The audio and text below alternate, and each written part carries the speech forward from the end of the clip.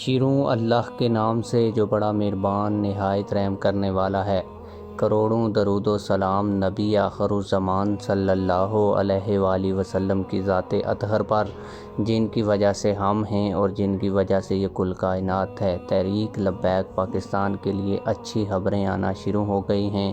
تحریک لبیک پاکستان کا موقف اوپر کی سطح کے اوپر دیکھا بھی جا سکتا ہے اور سنا بھی جا سکتا ہے۔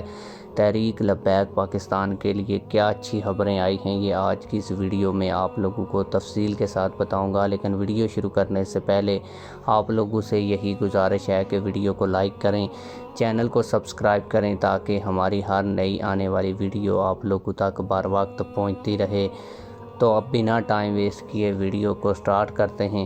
آپ لوگوں کو بتاتا چلوں کہ تحریک لبیک پاکستان کی جانب سے اپنے موقف کو اعلیٰ سطح تک پہنچانے کے لیے، حکومتی سطح تک پہنچانے کے لیے اور قانون نافذ کرنے والے اداروں تک پہنچانے کے لیے ایک ٹرینڈ سیٹ کیا گیا، جس پر تحریک لبیک پاکستان کے کی بورڈ وارئرز نے کافی محنت کی اور یہ ٹرینڈ پوری دنیا میں دیکھا گیا۔ آپ لوگوں کو بتاتا چلوں کہ تحریک لبیک پاکستان کے اوپر کریک ڈاؤن ہوئے آج 6 ماہ گزر گئے ہیں اور تاحال لوگوں کو انصاف نہیں مل سکا۔ تحریک لبیک پاکستان نے اس حوالے سے کئی ٹرینڈز بھی کیے ہیں۔ تحریک لبیک پاکستان کی مرکزی مسجد اب تک بند ہے، لیکن اس کے باوجود بھی تحریک لبیک پاکستان کے لیے اچھی خبریں عدالتوں سے آنا شروع ہو گئی ہیں۔ جن FIRs کے اندر تحریک لبیک پاکستان کے کارکنان کی ضمانتیں نہیں ہو رہی تھیں، ان سے بھی ضمانتیں ہونا شروع ہو چکی ہیں۔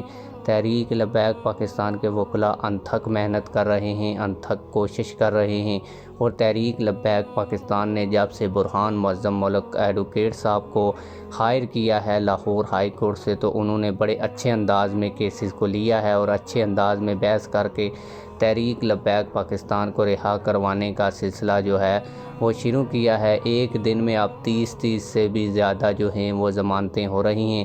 کل ہی کے دن 2 FIRs کے اندر تحریک لبیک پاکستان کے 30 کارکنان کی ضمانتیں جو ہوئیں، وہ تحریک لبیک پاکستان کے لیے بہت اچھی خبر ہے۔ آپ لوگ اس حوالے سے کیا کہتے ہیں، کمنٹ سیکشن میں ہمیں اپنی رائے سے ضرور آگاہ کیجیے گا۔ ملتے ہیں کسی اور ویڈیو میں۔ اللہ حافظ۔